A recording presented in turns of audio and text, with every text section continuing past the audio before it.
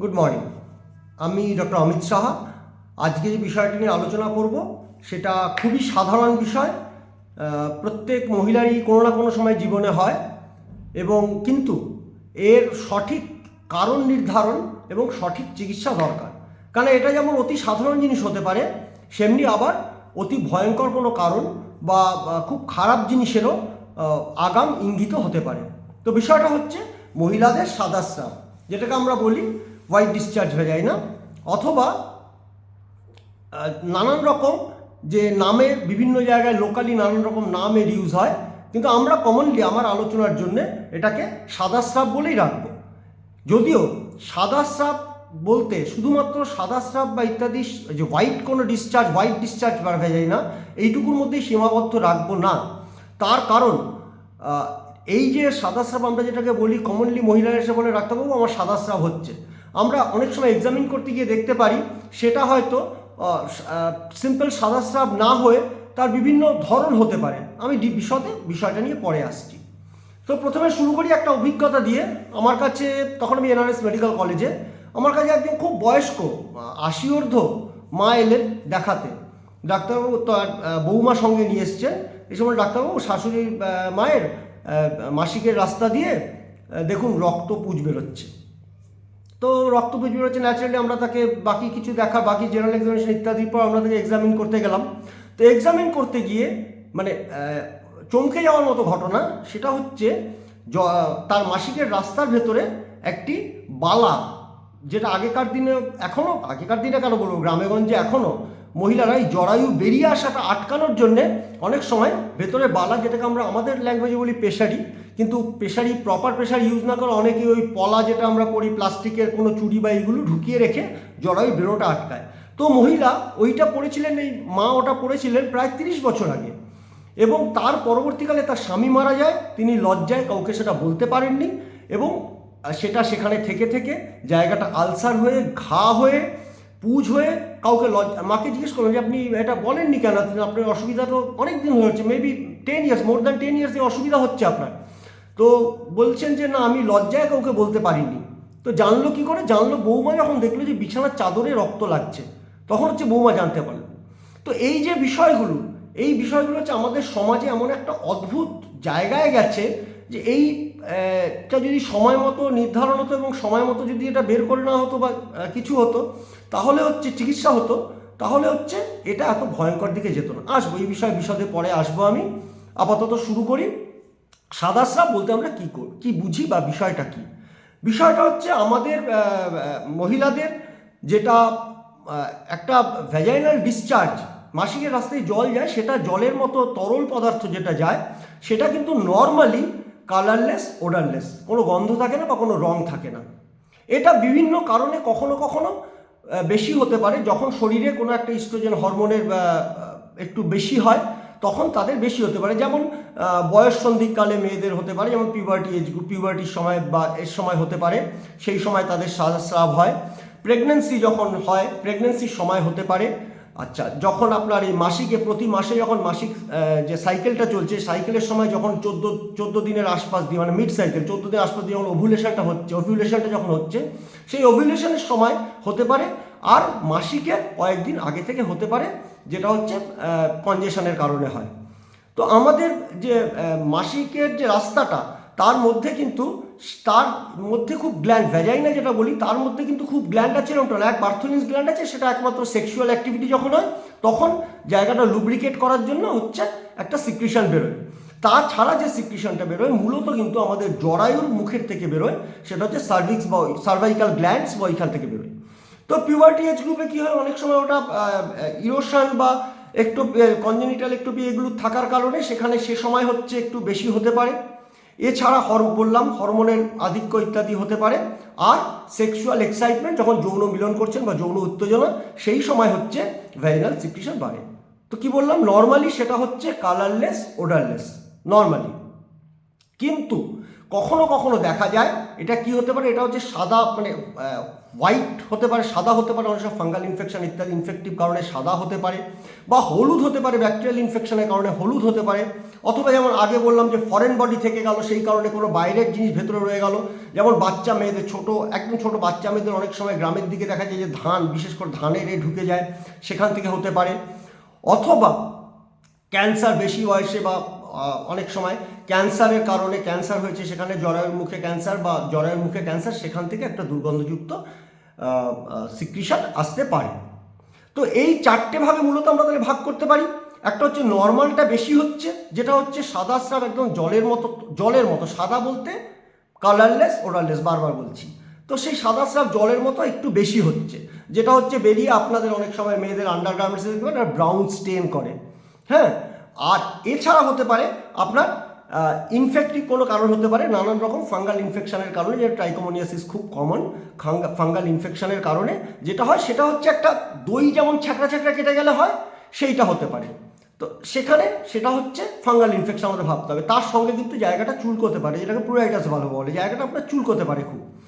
এছাড়া আপনার হতে পারে কোনো ফরেন বডি রয়ে গেলে বা ওখানে ঘা হয়ে গেলে সেটা পুজ এবং রক্ত ইত্যাদি মিশ্রিত একটা সিক্রিশন আসতে পারে। আর যদি কোনো ক্যান্সার, সার্ভাইকাল ক্যান্সার বা ইত্যাদি ক্যান্সারের দিকে হয়, তাহলেও কিন্তু রক্ত মিশ্রিত আসতে পারে। এবং ক্যান্সারের ক্ষেত্রে বিশেষ করে আমরা বলবো খেয়াল রাখতে, যে স্বামী স্ত্রী মিলনের পর বা যৌন মিলনের পর আপনার একটা ওই রক্ত মিশ্রিত যদি আসে, তাহলে কিন্তু এগুলো আমাদের ক্যান্সার বা ইত্যাদি এগুলো ভাবতে হবে। তাহলে কি বোঝা গেল যে বিষয়টা খুবই সাধারণ, কিন্তু এটা যদি ঠিকঠাক আমরা ডায়াগনোসিসটা হয়ে যায় এবং ঠিকঠাক চিকিৎসা করা সম্ভব। এখন চিকিৎসা শাস্ত্র আমাদের যে জায়গায় আছে, হোয়াইট ডিসচার্জে পুরোপুরি চিকিৎসা করা সম্ভব, এবং কারণ থাকলে কারণটাকে সরিয়ে দিয়ে আমরা একদম পুরোপুরি সুস্থ হতে পারে। আচ্ছা, এবার হলো তাহলে আমাদের যে বিষয়গুলো আসছে, আর কি কি কারণে এইগুলো হচ্ছে, এইটাকে আমরা কিভাবে আরও আটকাতে পারি বা কি কেয়ার নিতে পারি। কেয়ার নেওয়ার দিকে আমি প্রথমেই বলবো যে আপনাদের প্রত্যেক সময় ওখানে যাতে, আগেকার দিনে মায়েরা যেটা করতো পুকুরে নেমে স্নান করতো, নদীতে স্নান, আগেকার দিনে এগুলো একটা সুস্থ পরিষ্কার ছিল। এখন যেটা বিষয় হচ্ছে পলিউশন এবং কেমিক্যাল ফার্টিলাইজার ইউজের কারণে এই পুকুর এবং নদীর জলগুলো কিন্তু অনেকটাই দূষিত। তাই এইখানে নেমে স্নান না করাই ভালো, নাম্বার 1। নাম্বার 2, এখনও, হ্যাঁ বিশ্বাস করবেন না, এখনও আমি বলছি, এখনও আমাদের মায়েরা কিন্তু মাসিকের সময় ন্যাকড়া ব্যবহার করে এবং ন্যাকড়াটাকে ধুয়ে শুকিয়ে আবার পরদিন ব্যবহার করে। একই প্যাড দিনের পর দিন, মানে একদিন সারাদিনে হয়তো প্যাড চেঞ্জই করলো না, সেই সারাদিন ওই ন্যাকড়াটা যেটা পড়ছে, নোংরা, ইনফেকশন, সেটা নিয়েই কিন্তু সারাদিন রয়ে গেল। কারণ কিছু করার নেই, অনেকেই মাঠে ঘাটে কাজ করতে যান, তাদের হচ্ছে সে চেঞ্জ করার পরিবেশ পরিস্থিতি নেই আমাদের দেশের, এটা আমাদের রাষ্ট্রের ব্যর্থতা। তো সেই কারণে এটা হয়। আরেকটা হচ্ছে রাষ্ট্রের ব্যর্থতা বললে তো হবে না, আমাদেরও দায়িত্ব আছে, আমাদের দায়িত্ব আমরা এড়িয়ে যেতে পারি না। তাহলে এই জায়গায় ক্লিননেসের জায়গায় এখন খুব সস্তায় স্যানিটারি ন্যাপকিন পাওয়া যায়, সেগুলো ইউজ করা। 2 হচ্ছে এই যে নানান রকম কেমিক্যাল আজকাল কসমেটিক কারণে ইত্যাদি কারণে নানান রকম কেমিক্যালস ইউজ করছে, নানান রকম, আমি নাম এখানে কমার্শিয়াল নেম বলতে চাইছি না, ওয়াশ করার নানান রকম কেমিক্যাল, ভ্যাজাইনা ওয়াশ করার নানান রকম কেমিক্যাল ইউজ করছে। তো এটার বিপদটা কি? এটা হচ্ছে অত্যাধিক ইউজের কারণে আমার শরীরের যে নর্মাল ব্যাকটেরিয়া, যেটা আমাকে প্রতিরক্ষা দেয় ইনফেকশনের বিরুদ্ধে, সেই ব্যাকটেরিয়াটা আমরা মেরে ফেলছি। আরেকটা খুব কমনলি ইউজ জিনিস ডেটল জল দিয়ে পরিষ্কার করা, ওই জায়গা ইনফেকশন হবে না, আমি পরিষ্কার থাকবো, আমার জায়গাটা পরিষ্কার না। ডেটলটা ওইভাবে ব্যবহার করার জন্য নয়, ওটা আপনার শরীরের নতুন যে প্রোটেক্টিভ ভালো আপনার যে বন্ধু ব্যাকটেরিয়াগুলো, সেই বন্ধু ব্যাকটেরিয়াগুলোকে সে মেরে দিচ্ছে, এবং তার ফলে হচ্ছে আপনার যে খারাপ ব্যাকটেরিয়াগুলো, যেগুলো আপনার শত্রু ব্যাকটেরিয়া, সেইগুলো ফাঁকা মাঠ পেয়ে যাচ্ছে খেলার জন্য। তো তাহলে কি হবে? ডেটল কখনো ইউজ করবেন না। তৃতীয় একটা কথা বলি, কিছু ধর্মীয় কারণে আছে এবং অনেক মহিলাই কসমেটিক কারণে ভ্যাজাইনার চারপাশের যে পিউবিক হেয়ারগুলো, সেগুলো শেভিং করেন। প্লিজ শেভিংটা করবেন না। আপনি যখনই শেভিং করছেন, শেভিং ব্লেড, শেভিং রেজার ইউজ করছেন, তখন কিন্তু আপনি চুলের গোড়াগুলো যেমন কাটছেন, সেখান থেকে কিন্তু স্কিনেও মাইনর ইনজুরি হচ্ছে। এই যে ছোট ছোট কাটগুলো, মাইক্রো কাটগুলো হচ্ছে, সেগুলো কিন্তু ব্যাকটেরিয়া সিড হয়ে যাচ্ছে। ব্যাকটেরিয়া ওই জায়গাগুলোতে হচ্ছে ব্যাকটেরিয়াগুলো গ্রো করছে বেশি বেশি করে, যার ফলে ইনফেকশনটা আরও বেশি ছড়িয়ে পড়ছে। আরও তাড়াতাড়ি ওকে সহজ আমি তাকে খাদ্য দিয়ে দিয়ে লালন পালন করছি, মাফ করবেন।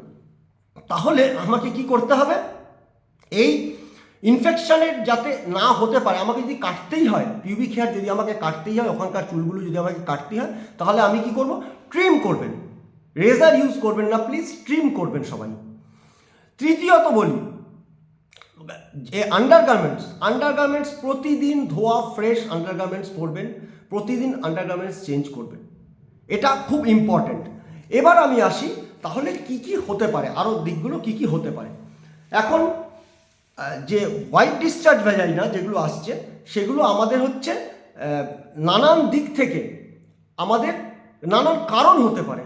তো আমাকে প্রথম যদি সাদা স্রাব আমার মনে হয় আমার সাদা স্রাব বেশি হচ্ছে, আমি তাহলে ডাক্তারবাবুর কাছে দেখাতে যাব, এবং ডাক্তারবাবু দেখাতে গিয়ে ঠিক কি হচ্ছে বিষয়টা বিশদে ডাক্তারবাবুকে বলবো। এবং এর চিকিৎসা বেশিরভাগ মোস্ট কমন যেটা, সেটা হচ্ছে মনিলিয়াল ভ্যাজাইনাসিস বা মনিলিয়াল ইনফেকশন বা ট্রাইকোমা ইনফেকশন। সেটা হচ্ছে কিন্তু সামান্য ওষুধের দ্বারা ঠিক হয়ে যায়। আমাদের মনিলিয়াল অ্যান্টিফাঙ্গাল যে ড্রাগগুলো সেগুলো আমরা দিতে পারি। যদি দুর্গন্ধযুক্ত থাকে, সেক্ষেত্রে অ্যানারোবিক ব্যাকটেরিয়া ইনফেকশন হয়েছে, সেই ক্ষেত্রে আমরা মেট্রোনিডাজোল বা ওই গ্রুপের ওষুধ আমরা দিতে পারি, মেট্রোনিডাজোল সেকনেজোল এই গ্রুপের ওষুধ দিতে পারি। নর্মাল ব্যাকটেরিয়া যে ইনফেকশন হয়েছে সেগুলোতে আমরা অ্যান্টিবায়োটিক ইউজ করতে পারি। কিন্তু এই সব কিছুর আগে যেটা গুরুত্বপূর্ণ সেটা হচ্ছে আপনার কারণটা জানা।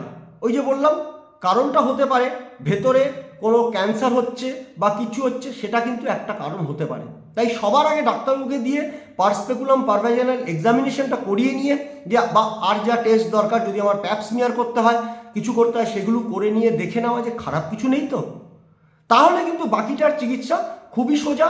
এবং আরেকটা বিষয় বলি, এই যে যদি আমি আর্লি ডায়াগনোসিস করতে পারি খারাপ কিছু, তাহলে কিন্তু তার সম্পূর্ণ চিকিৎসা, সম্পূর্ণ কিওর এখন কিন্তু সম্ভব যদি আর্লি স্টেজে কিছু ধরা পড়ে। তাই সবাইকে এই ব্যাপারটা আমরা গুরুত্ব দিয়ে বলতে চাই যে সাদা স্রাব অবহেলার জিনিস নয়, পরিষ্কার পরিচ্ছন্নতা, জেনিটাল হাইজিন মেনটেন করুন। এবং যদি সাদা স্রাব হয় বা ওখানে প্লুরাইটাস জায়গাটা চুলকোয় বা কিছু, তাহলে কিন্তু অবশ্যই ডাক্তারের কাছে যাবেন। অনেক সময় কি, অনেক ক্ষেত্রে দেখা যায় যে সামান্য কৃমি হয়েছে, কৃমি অনেক সময় থ্রেড ওয়ার্ম হচ্ছে, ওখান থেকে বেরিয়ে পায়খানা রাস্তা থেকে বেরিয়ে ভ্যাজাইনার ওখানে ঢুকে ওখানে হচ্ছে ইরিটেট করে এবং তাই কারণে চুলকোচ্ছে। কি সামান্য ব্যাপার বলুন তো। আবার সেই একই কারণে চুলকোতে পারে কোনো ভালভাল কার্সিনোমা যদি শুরু হয়, ভিআইএন যেগুলোকে বলি, সেইগুলো যদি শুরু হয়, তাহলে সেখানে হচ্ছে আবার চুলকোতে পারে। দুটোই হতে পারে। তাহলে এই বিষয়টা ডায়াগনোসিস করবে আপনার ডাক্তারবাবু।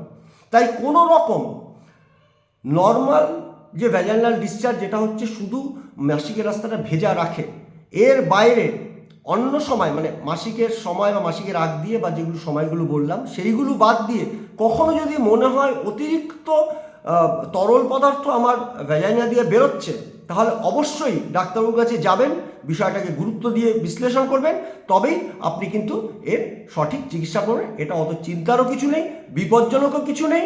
জেনিটাল হাইজিন মেনটেন করবেন, পরিষ্কার পরিচ্ছন্ন থাকবেন। নমস্কার, আজকের জন্য এইটুকুই।